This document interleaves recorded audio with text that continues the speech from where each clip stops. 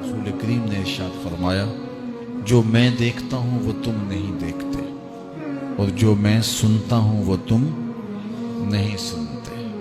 اللہ نے نبی علیہ السلام کو جو سماعت عطا کی ہے، ہم اپنی سماعت کو اس پہ قیاس نہیں کر سکتے، اور اپنی بصارتوں کو اور اپنی سماعتوں کو نبی کی سماعتوں کے برابر ٹھہرانا بہت بڑی حماقت ہوتی ہے۔ اللہ نے نبیوں کو فراواں شانیں عطا کی ہیں اور وہ ان کا مقصود ہے۔ تو میرے حضور نے فرمایا، جو میں دیکھتا ہوں وہ تم نہیں دیکھتے، جو میں سنتا ہوں وہ تم نہیں سنتے۔ آگے فرمایا کہ اللہ کی قسم، جو میں جانتا ہوں وہ اگر تم جان لیتے تو تم بہت کم ہنستے، بہت زیادہ روتے، تم جنگلوں میں دوڑ جاتے اور تم اللہ تعالیٰ کی پناہ میں آنا چاہتے، یا اللہ ہمیں بچا لے، جنگلوں میں بھاگتے پھرتے، آنکھوں میں آنسوؤں کی لڑیاں ہوتی، چیختے ہوتے، روتے ہوتے، اگر جو میں جانتا ہوں اگر تم جان لیتے۔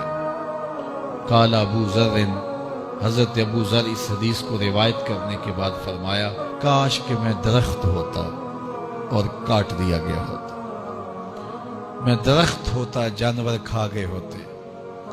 اللہ اکبر، مائے نی مینوں کانوں جمی تے درداں کیتی مار نکمی، کہ دے اگے کڈاں ابالے نو کوئی آکھے زلفاں والے نو۔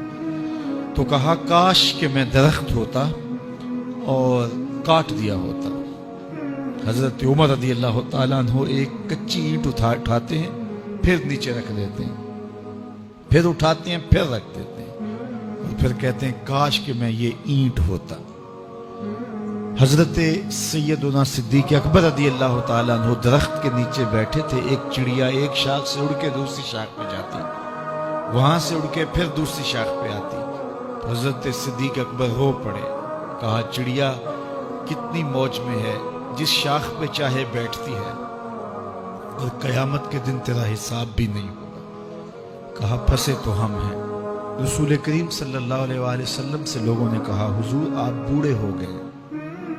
حضور کی مبارک داڑھی میں سفید بال، سر انور میں بھی سفید بال، اگرچہ ان کی تعداد محدود تھی لیکن ظاہر ہوئے۔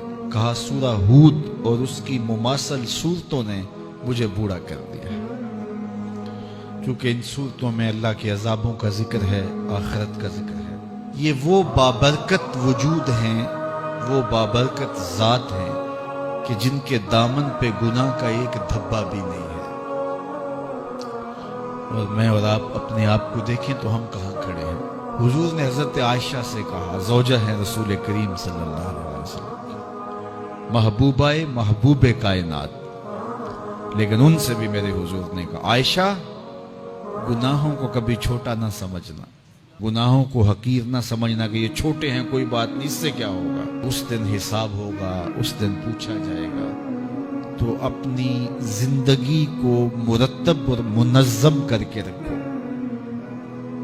ہم بہت سارے گناہ دائیں بائیں دیکھ کے کرتے ہیں۔ جب ہم معاشرے میں برائی پھیلی ہوئی دیکھتے ہیں تو ہم کہتے ہیں کہ دیکھو نا یہ سارے کر رہے ہیں تو میں ہی بہت متقی آ گیا ہوں جی۔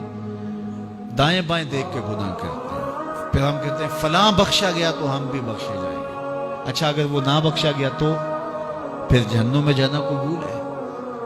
تو دائیں بائیں دیکھ کر دلیر ہو جاتے ہیں۔ حضرت عباس اور حضرت عمر رضی اللہ تعالیٰ عنہ کا آپس میں دوستانہ تھا۔ انہوں نے ایک دن بیٹھے بیٹھے عہد کیا کہ ہم میں سے جو شخص پہلے فوت ہو گیا وہ دوسرے کو خواب میں ملے اور قبر کے حالات بتائے۔ اچانک حضرت عمر کا وصال پہلے ہو گیا، سال کے بعد حضرت عمر خواب میں ملے۔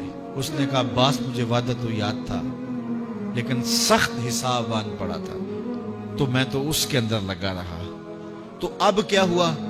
کہا پھر اللہ نے کہا چلو اس کو یوں ہی معاف کر دو۔ تو کہا چھٹ کے ابھی ابھی آ رہا ہوں۔ تو میں نے کہا وعدہ پورا کر دو۔ میں اور آپ ٹھیکیدار بن جاتے ہیں جنت کے، ہمارے پلے عمل ہے کیا؟ ہیں تو ریاکاری کے شکار ہیں ہمارے اعمال۔ تو آئیے ہم اپنی آخرت کے لیے سوچیں، اپنی زندگی کو اچھائی کی راہوں کا مسافر بنائیں۔